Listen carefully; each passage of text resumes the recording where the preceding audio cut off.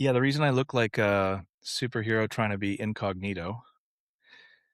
What is that? There's always a hoodie. The only thing I'm missing is like a little hoodie. Like they always do sunglasses, Hat and hoodie. hat, shades, and hoodie. Now no one can see you. Anyway, it's pretty ubiquitous. The reason for that Yeah. is because So what? Yeah. What's the reason? I was out. So my eldest, bless him, was like, you know what I would like, Dad? I'm like, what would you like? He says, I'd like to go in the wagon to go to school, but really it's camp Mhm. right now. I was like, it is 44 with the humidex right now. Um, so I'm gonna go with no. But then, sure enough, like that was turning into a thing, and I was like, you know what? I could use the steps. I'm sure it won't be that horrible. And then in the narrator voice, it was in fact that horrible. Um, it was pretty terrible. I like literally my entire shirt was soaked in sweat. This is not my first or even second shirt today. I'm very fortunate to be in an air conditioned environment now, but oh my god.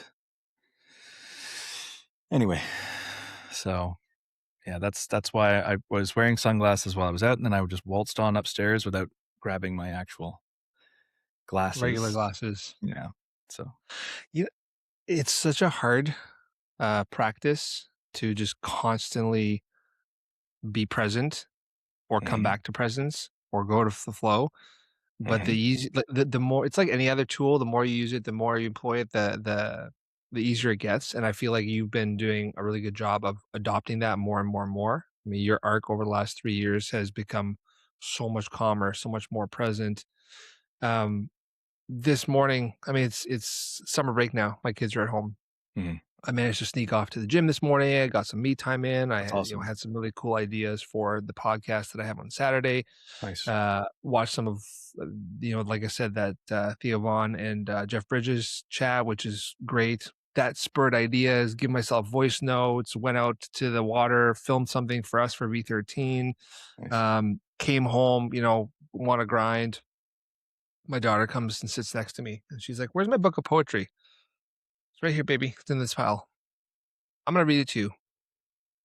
My mind and soul was already invested in the work Yeah, and yeah. whatnot, You're but then like, I have to remind myself in those moments, like, this is the universe telling you what to do. yeah. So shut that off, turn around, Mm, focus on your mm. daughter. And you know what? She read me the entire book. We had a really awesome little moment. And then she's like, okay, I'm gonna go and watch some YouTube or whatever. And I'm like, cool. Now I'm back to the work. So I could have resisted that. I could say, I don't have time. I don't, but that is the point, right? And it's in those micro moments that we have to remind ourselves of the letting go. This is so good for you for putting this on first and saying, like, do I want to go out and swelter? No, but this is what No. he wants. And it's not about me all the time.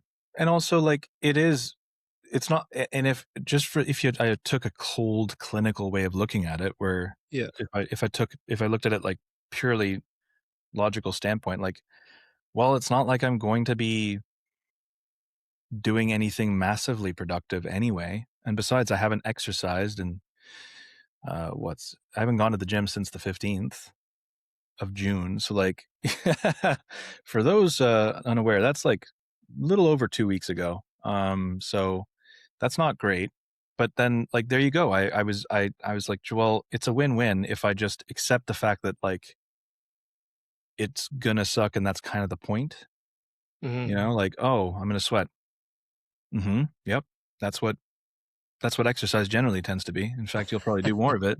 So like but then that's what I'm saying is and as well, first of all, I have to say and acknowledge like that's not me doing that because I just have wanted to from myself. I have been interacting with you over the past 3 years. That's the difference is that you have been on that journey. You have been there to signpost those things constantly, Hmm. infuriatingly so many times.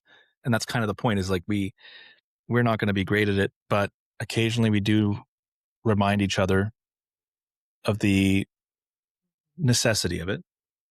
I think that that's the hugest win for our friendship is like what you can remind me of and vice versa. Yeah, And we can sort of, it's the interaction between us that creates and also affects each other. yeah. It's funny because we spend all this time trying to learn life lessons, but we don't remember often. What am I trying to say? We don't realize in those moments that it's not just about learning something once, it's about being reminded about it for a lifetime. You can say absolutely top of the pyramids, it's health first, the gym first, but how many times in your life are you going to forget that or fall off that and have to come back to it? That Yeah. applies to everything, Yeah. That's everything. and That's every lesson. That's yeah, every lesson. and the more you do it, the more you repeat and fail and come back to it, the more the process gets easier, the more you're on it, and less you fall off. And so it's that repetition. I think you and I balance each other. And similar to my friend George in university, who when I was developing or building computers and learning about computers, I was relying on him, and I would ask him so much, like, show me this, show me that. And he was the person that said, dude, just Google it. Well, You're that gonna was him. learn better if you Yeah. figure, and you have that same effect on me where it's just, if you wanna learn Riverside and how to podcast, just do it, research it, figure it out, read an article, watch a video, and then apply that. Don't be scared of borking something, just go. Yeah. Um, and I think that the counterbalance to that for me to you is, chill out, man. We Hmm. Yep. Before we started recording, you were saying something that I wanted to come back to, which was like, I've only had 7 hours of work this week, and I'm stressed or angry about this or about that. And Furious. immediately in my That's head, the I'm word I like, used.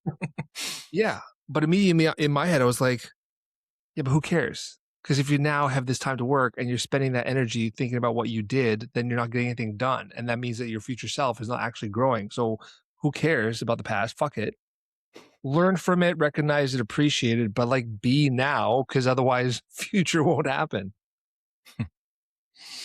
It's an that's actually brought up a new thing for me. So maybe I'll just go with that point. Hell yeah. Um, no, the thread I have left is what I had or from earlier when you said you have to learn a lesson several times. I think that I've learned this lesson a number of times, but I keep having to be taught it. But then it reminds me of that meme. I think it was from SpongeBob, where it's like, "How many times we gotta teach you this lesson, old man?" And it's so goddamn true. And yet, I think that's also the reason why getting older, there is an insight to things where you do realize, like, you can live through a lot. Like when you're super young, your frame of reference for like how things work out is so, the only measure for it you have is like TV and all of the stories that you're given. But everything is so much cleaner in stories. Like it's everything is tied to each other. There's no like non sequiturs or red herrings, really. Not nearly as much as you find. Because like, how many times has it happened in your life? And I know that it's so many times in mine that Mm, you meet someone and you vibe and things are popping off and suddenly there's so much synchronicity and then it just kind of fizzles and nothing happens. And it's nothing bad. It's not like you hate that person. They're not even frenemies. It's nothing. It's just a nothing. It's okay. Just kind of, you kind of just sort of drift, stop. There's no malice. It has happened so many times with me. You have yeah, friends for a reason, a season, or a lifetime that I keep coming back to. And it's so true that like something that is so significant and narrative heavy and like story driven for a younger person, for an older person, they're like, well, I've kind of been through this before where, you think that this is going to turn into this big cosmically aligned, super important thing. But like sometimes it just doesn't. And that's okay. And that's all right. It doesn't have to yeah, be the significant, like, there's no need to have a montage before around it. There's no need for the confetti and the trophies and whatnot. It's just life just keeps going with or without your consent. yeah. It really is as simple as that. I can't remember what the Japanese, principle or ideology around this is, but they live by I shouldn't say they, I'm sure there are people in Japan that don't live by this, but it's a Yeah, Japanese yeah. principle. It's a Um, cultural thing. I see what you mean. Yeah. yeah, and so they're like, "Stop trying to capture the past, don't worry about the nostalgia because that thing is so impermanent." You know, the beauty of everything is in the now. Mm. And whether that now repeats for a million years or for 1 second, it doesn't matter because it's what happens right now that Yeah. matters, you know, and I think that that's absolutely right. I've had, like, calls man, I was just reminded of a call that happened this year with a customer service agent, and I was, like, trying to, you know, fix something, whatever it Mm. is, and this lady was just amazing, and I was just me being me, and then, you know, she's telling me her life story, and I got 3 kids, and this is my background, and she's a mom, and I came to kid and we were just vibing so hard, and I wanted to be Yeah. like, "Yo, come over for dinner, I love you."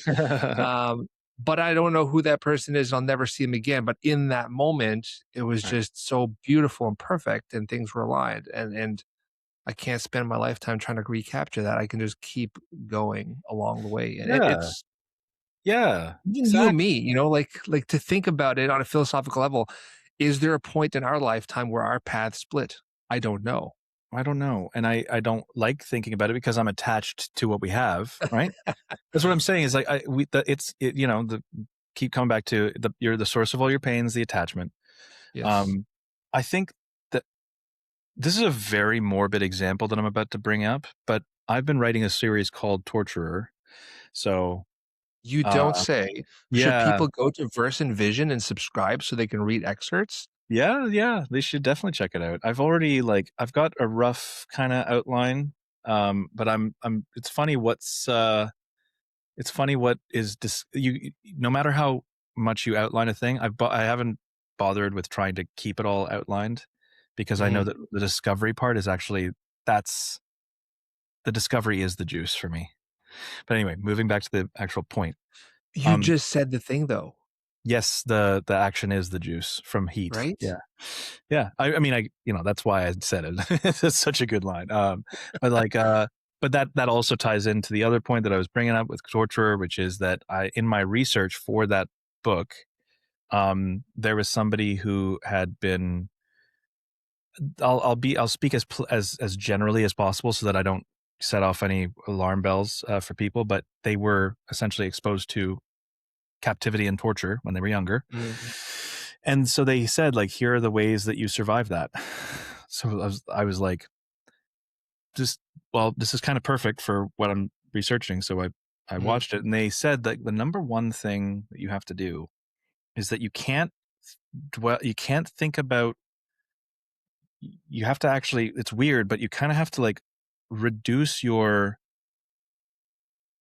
I don't want to do it disservice because there is a reason to live, but you don't want to think of the actual things that you lived for.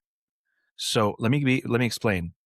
You kind of have to forget everything else that's good and you Mhm. just have to appreciate what tiny little things there are. So if, for example, like no matter how horrific your circumstances, and again, I got to be very careful about like how graphic I get. Yeah, I'll yeah. say like maybe sometimes when maybe it's the small relief of like when the duct tape is taken off of your wrists and it's there your skin can breathe for that 10 minutes before your captor then reapplies it. Like yes, that is extraordinarily grim and dark, but that's also how humans are able to access a tenacity that very, very few other species can boast. Mhm. It's how we are able to do such insane things and survive such unspeakable horrors. Yeah. And so Well, his it comes down to mindset. I totally agree. I don't wanna interrupt you. Keep no, no, going no, in your no, no, flow no. 'cause I have a comment. It's essentially that. That's the bookend of it is that when you don't have that attachment to good memories in life, because that's actually going to just bring you more pain. He was saying like the odd thing is that if you try to go to your like a happy place, the inverse can actually happen, where it's like, that's what I had, and that hurts that much more because look at what I have now. So Mhm. interestingly, it's about like focusing it on this. Obviously, not. uh, But then, obviously, if that's the only thing that's, if you believe that this is all that there is, then you also kind of lose out on the ability to get out of this situation. You So know you what's have to, funny is let me jump in because that yeah, makes total sense to me because you've heard me say this a million times before, and it's not my saying. If you're living in the past, you're living in regret. If you're living in the future, you're living yeah, in yeah, anxiety. But in this case, if you're living in the past in this situation, you could be living in despair because you're like, "Oh, it used to be so good." yeah. However, if you're living in the future, you could be living in hope. And it's funny, I mentioned that I just watched or rewatched The Secret, and I forgot that there was this dude in the movie who was a plane crash survivor, and he crashed his plane, broke his neck, like was just completely effed. He couldn't even breathe on his own. Hmm. But as he heard, all he could do was blink. Literally all he could do was blink. And as he heard the doctors and nurses saying this guy's never going to walk again, he in his mind started to say, I'm going to walk out of here. And then he set a deadline. He said, I'm going to walk out of here on my own by Christmas. And I don't know how much time transpired. But in that moment, he wasn't necessarily thinking about the past. He wasn't thinking about, woe is me, the plane crashed. This is horrible. He was looking to the future and saying, like, that's my goal. And I'm going to Mhm. do everything I can right now to achieve that goal. So I understand how in this example you can find the solace and the relief in the, oh man, that tapes off the wrists, like that feels good. I want to feel that again. I'm going to keep pushing, as opposed to I miss my kids.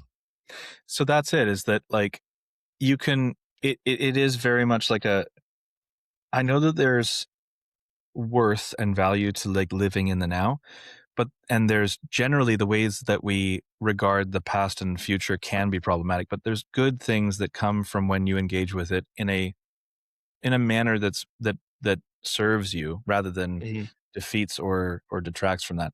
For the record, I feel compelled to say, like, I have been through The Secret before when I was a youth, and I have no good feeling toward it. However, as we said previously, recently, in a separate conversation, because we've been through this, and I figure I'd reiterate, like, I think that the thing that I'm willing to take from it, The Secret, is that, hey, sometimes it's better to have like a positive mental attitude than to live in constant negativity.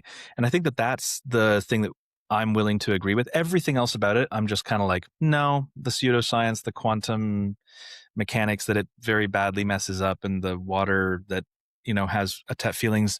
Nope. No, no, no, no, no, no, no, no. But I do think that the key lesson that I will stick with and say, yeah, that's a lesson that I need to know and learn, is that if you can frame your future right, if you can frame how you're regarding your future, that can help, because Yeah. you're thinking about, you're not worrying about the future. For example, a very easy thing to fall into is, oh my God, what if they don't take off the duct tape this time? What if they don't? Or what if this is the time where it happened? So now you're doing the what ifing, you're fortune telling, which you can't do. What you're looking for is your goal setting. That's a different thing altogether. That's the thing that is the thing that serves you. Mhm. You can setting goals as opposed to concerning yourself with outcomes. It's so funny, because like, even as I just said that, I'm like, isn't that the same thing? It's not. That's the thing, is like, it's such a very, it no wonder we keep losing lessons over and over, because it's so easy to stumble, to code switch between the two things. But we have this human experience where we're constantly pivoting between past, future, present, and that's okay. I think that people need to figure out ways for themselves because it'll work differently for everyone to constantly come back to center. That means come back to present. It's so funny that we're having this conversation and I had an aha moment because you mentioned PMA and I was like, PMA, don't you come from the hardcore world, my friend? Isn't that like where you grew up? And that's the funny. PMA, positive mental attitude, right? Like Yeah. literally a subgenre of hardcore. And all it comes down to is how are you going to reframe your mind now? Period. Full Right. stop. Presently. I mean, it's funny that you say that, because literally I can tell you the kind of person that a PMA somebody with like a PMA tattoo, they're a hell of a good vibe. They're great people to be around. I just didn't come from that very specific micro niche Yeah. genre. Like I came from like Toronto DIY in the 2000s was very concerned with darkness, depth, antagonism, um, just lighting oneself on fire, immolation, man, and watching it all burn down. And I think that was the part that I fell into really hard, because I'd always had like a fascination with the macabre. I'd always been interested in darkness, but I had never had the ability to truly access it without a bunch of weird judgmental, Mhm. criticism, etc. I actually, this is really weird and odd, but ever since I was a kid, I was actually like fascinated by like the practice of torture, not like in like a like pleasurable way. It was very much like, oh my God, like how could people do this to one another? And Yeah. I could feel myself wondering like, what sort of world is this? What sort of cosmology is this that can occur? Because that to me is like the worst thing in the world, to be tortured Same. to death. I experienced that same thought process around 9/11 when so much stuff was happening globally. You know, there was all kinds of horrific things that were happening to soldiers, and the videos were being released. And that was kind of the first time that Mm-hmm. that started to happen, you know, on a more public level. Mm-hmm. Um, but the funny thing is, like, to appreciate the true beauty of life, you have to also appreciate the opposite, right? And I really feel like with love for me, I've had like some of the most gutting, horrible heartbreak that is imaginable. But I also know going into these relationships that if I open myself up to the potential for that, I have the highest chance of the highest level of love. And that was something that kind of came to me early on, and I've always ridden. I want to share one last anecdote that has to do with grim versus not, right? Like horrible versus happy, and then how it ties into present versus past future. Like a month ago, my neighbor had a heart attack, Right. I and remember this you telling me. guy was deader than dead,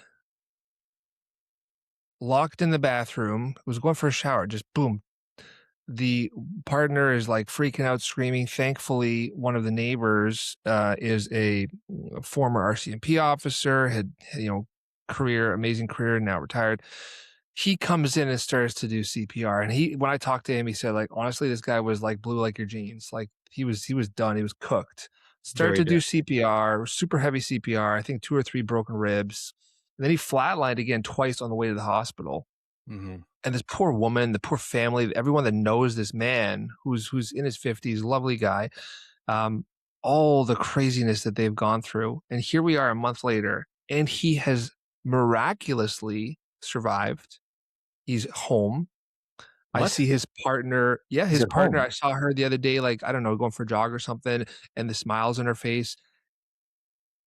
Life will just keep going no matter He's at what. home. He's Yeah, that this is the miracle of no. it. But the That's insane. That's no fucking matter wild, man. how bad it is, that time will heal that. And so you go from literally losing your partner, all the like, how horrific could that experience have been? Of And now you're course, sitting next to that person, with a smile a month later. It's just mind blowing. it is mind blowing. I mean, it actually reminds me of like so. Interestingly, I also had a visit from my sister in law, my my brother in law. He actually they live near you, Squamish. But he's a paramedic part time, but he's also in search and rescue over in Squamish, and Mm. so he's been doing that for the past 4 or 5 years, six, I don't know. And he very casually mentioned that, like, yeah, I do just the impacts of it. And he's like, yeah, about twice a year, I kind of go into a bit of a depression. and it's like almost like an accepted. It's like a known quantity for him, and I'm like, Mhm.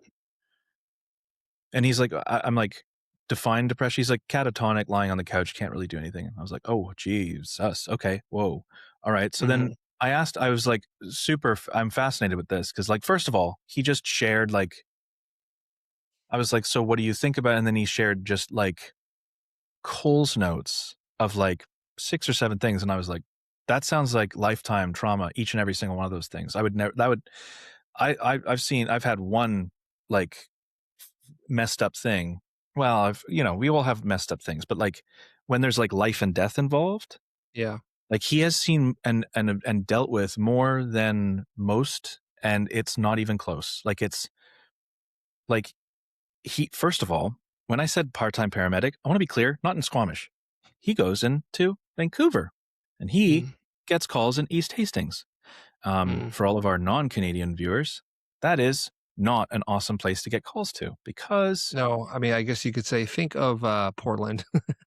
well, yeah, and actually, the first open needle exchange in North America. So, like, if, opiates have been a crisis and it's like ground central of the Yeah. opioid crisis. So, moving on, like, he has been dealing with, so yeah, overdoses. Yeah, he's seen them. He actually was like, oh yeah, I kind of separate them into like whether they're shit calls or not. And I was like, what makes them a shit call? He's like, well, if they shit themselves. And I'm like, oh dear, okay, that's that's awkward.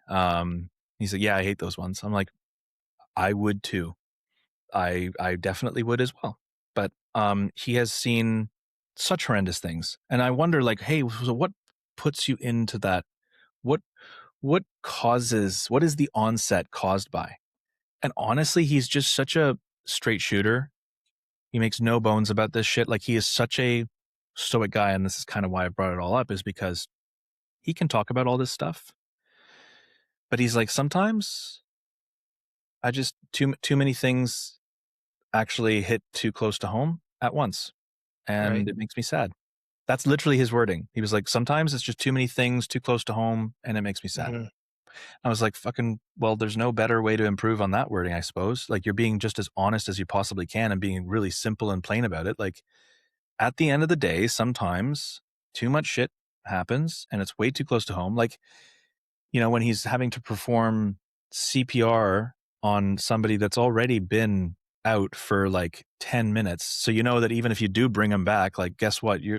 Here's your vegetable that they're handing back. Yeah, but surprisingly, that So happened, and that's why I'm blown away by this other dude that goes into cardiac arrest, and then they get to him and he's been, and somehow he's at within the month. Like, that's fucking unheard. Anyway, sorry. That's for no, me. no, no, That's but I like, think that there's such a valid point here that ties back to the, beginning of the conversation, which is you have to find one should try to find their raison d'être, their ikigai, the reason for being happy. mhm, I've referenced this on the podcast before. That there was this chef, in Toronto. I shouldn't say chef, like he was the cook, the grill cook at Glendon College University. His name was George. He was Greek. He had been in prison, from what I recall. And one day he handed me a note. I just shot the shit with him day to day. Like he was cooking me burgers and stuff like that. Nice guy. One day he handed me a piece of paper and all it said on it was like, any day alive is better than a day dead. And I've seen other people say this, that when you wake up in the morning, that should be enough to set your gratitude for the entire day because you get another chance to do whatever you want on this floating rock. And mhm. that's an incredible thing. Now, that's not going to work for everyone. And other No. people have different ways of doing that. But the point is find your thing because Mhm, life will get hard. Life will be challenging and you will endure a lot of crap, but you can also get through it, right? There's a reason why people will survive being a prisoner of war. And there's a reason why people will survive going through Navy SEAL training or having 10 kids at home. Or, my guest, Phil Neely, on Saturday, I'm talking to this incredible man who broke his neck diving into a pool and has spent 30 years not letting him like be beaten down by that. He's more upbeat and positive than I am. And Mhm. I can't wait to get into his mind to see what he says the tools are, but, like, you have to find something to keep going, and so I challenge you, Lance, like, what is your inspiration? Like, what keeps you grounded and happy so that you can appreciate the beauty that you have in life and your kids and not, "Oh, I've got, 2 kids with their own struggles and disabilities, and that makes my life hard." How do you reframe that? What is your tool? And you might not have the answer now, but that's what I'm challenging you is how do you reframe your life into a positive? Yeah, I think that there's, like, layers to despair. Like, there's layers to hell, right? Um, of course, this is the kind of answer that I'm gonna give you. Um, Well, then yeah, don't. so no, no, no, no, no, no, so this is what I'm saying is, like, I can only speak honestly and what I think of, and what I think of is, like, when I've been absolutely at my darkest, like, when I'm like, "Man, this really is, like, there is no point to this life, and what would it be like to exit this life?" At that point, in those points in life, I have always come back to a couple things that kind of work in tandem, and it's kinda like my symbol for it that I've come to is a rat. I used to live with rats at the Bro House. That was where I was living 2007 to 2000, oof, 10, doesn't matter. Uh, and they're incredible animals. Really, really, really incredible animals. Like, they are so similar to us in so many ways. There's a reason why we keep on studying them because they're they're so similar when it comes to dopamine seeking, to collectives, to their hierarchies. But anyway, I think I use the rat because no matter what, a rat doesn't pontificate or do any of that, thinking about it. They just get on with it and they just live out of spite. They just live and almost in spite of us. They are these Yeah. creatures that but the odd thing is that they really could only thrive with us. Rats only do really well when we're around.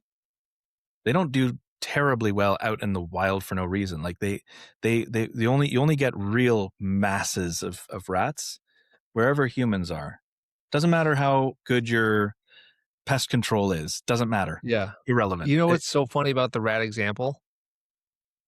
How does a rat live presently? It Yeah, yeah. recalls the past to Yeah, learn the yeah. lessons to avoid the same trap, Sure, but but it those are constantly ingrained, those lives are in. patterned, those are behavioral. You're right. This is what I'm saying is that's why if you strip away all of the idealism, if you strip Mhm. away like, if you take away my humanity, you take away my prefrontal cortex, if I'm just a sack of meat and flesh, just a string of code, if I'm just a set of numbers, all right, well then, no matter what, this is a it's like what Rust Cole says in True Detective. He says, "Well, I guess he's like, what is it? Woody Harrelson asks, like, "So what's the point in getting up in the morning?" He's like, "Well, I tell myself I bear witness, but really I think it's just a result of my programming." And it's like, well, then let the programming Mm. fucking do it. How dare Yeah. the rest of the world get to have its day in the sun and I don't? No, I'm going to keep it going because you know what? Another day is another roll of the dice. And yeah, probably gonna keep getting my ass handed, and I did for very long periods of time where I would have this, like, dungeon in my head, but, like, and, like, really, it's obviously tougher circumstances, but it wasn't so great. It obviously could have been worse, duh, but, Yeah. like, I mean, essentially, like, living out of spite, living like a rat is like when you're at your absolute worst. That's the thing that I swear to God has actually helped me when I'm at my absolute darkest. These days, don't have to go that grim. I don't have to go that dark. I don't have to go Mhm. to those places, or at least I tell myself. And sometimes every now and then I kind of just have an image of a rat in my head. But like, I think that, and it also reminds me of the Matthew Good lyric in Apparitions, the rat in your brain. Um, uh, what is it? Choose the world. Um, I don't know the lyric. Apparitions by Matthew Good band. We'll get there. It's Canadian. For any Well, look non-Canadians, look you have it no look it idea. up in the meantime, Yeah, yeah, yeah. uh, but Apparition. that's kind of ties into what I was saying before is when you have those really negative spots in your life, they they show the balance. They show the opposite side, and it's something good to come back to. You know, like when I lost Nova last year, that was only a bad thing. Only. There's Mhm. nothing positive that it could have come from that. But with a year since then, I've started to realize, man, this has strengthened my resolve. This has made me love and appreciate my children and my time more. This has made me want to be not only a better father, but a father again and have more kids.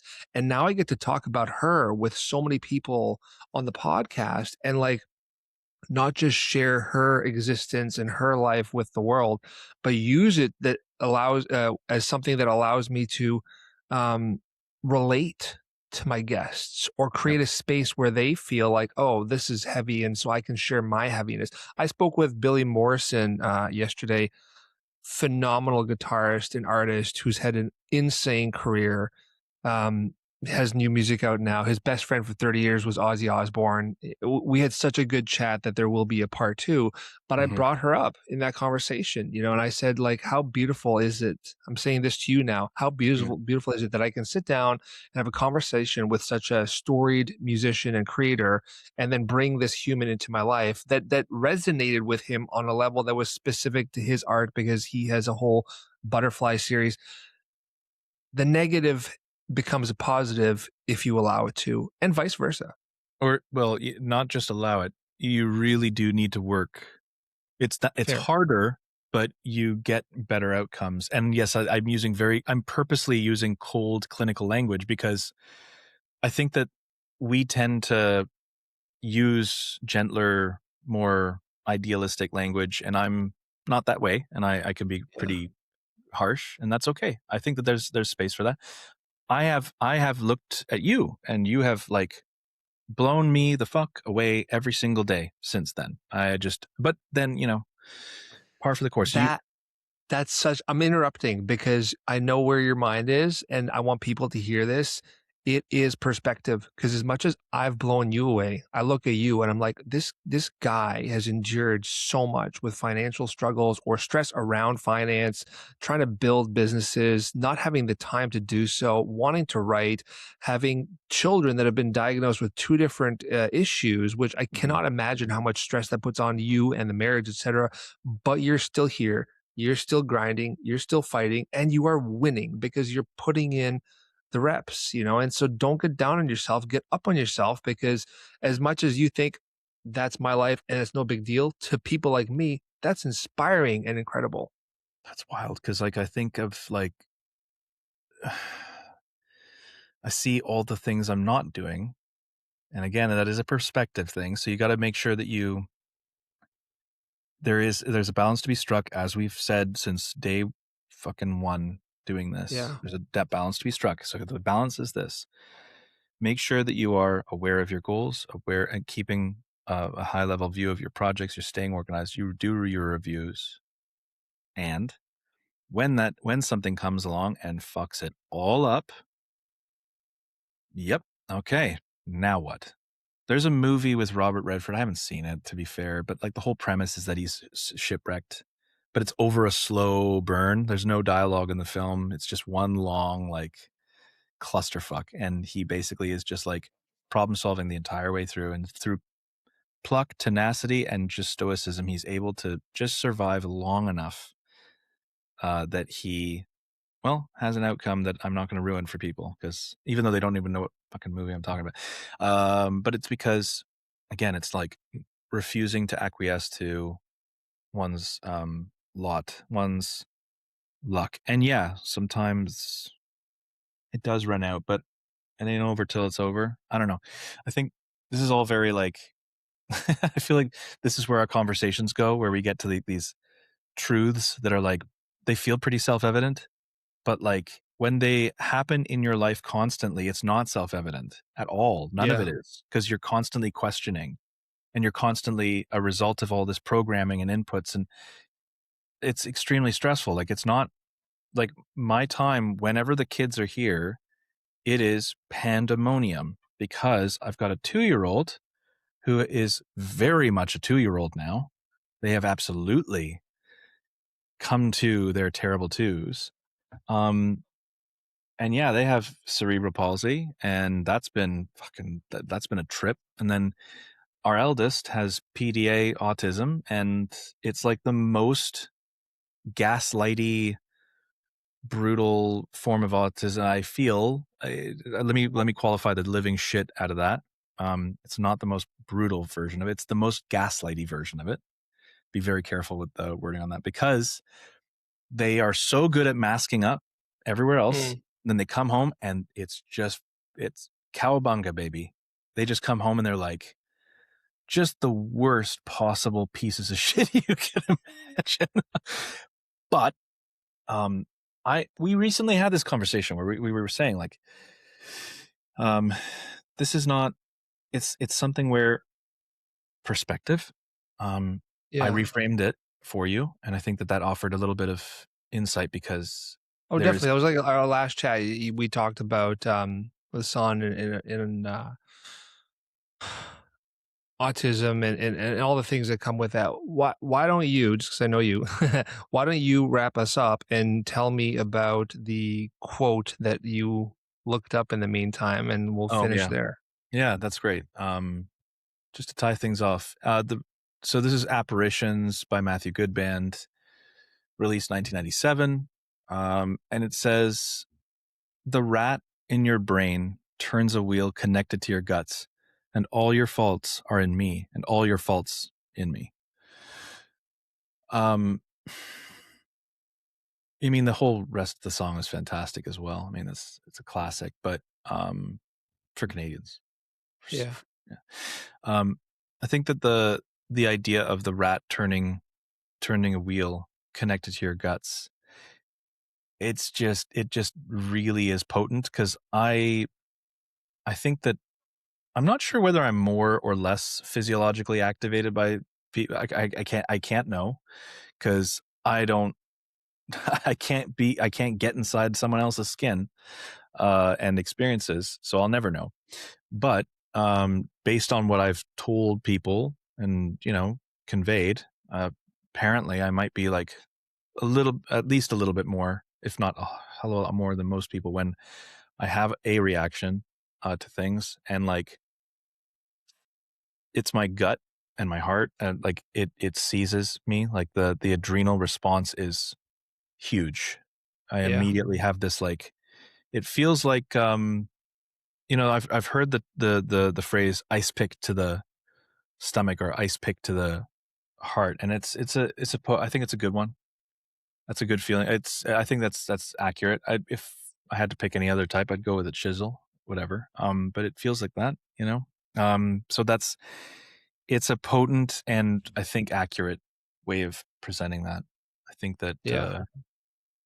yeah, I think the rat metaphor works for me, but also coupled with the way that Matt Good put it, I don't know, it's And that even and more that's the important. that's the point of this whole incredible human arc is find the thing that works for you or that resonates with you to help you.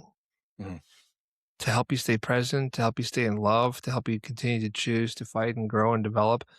Find what it is that resonates with you and keep living. Yep. Don't let them win. No, No. fail Best fast. revenge is live well. Fail fast, fail hard. Talk to you Yeah. soon. Yeah, very soon.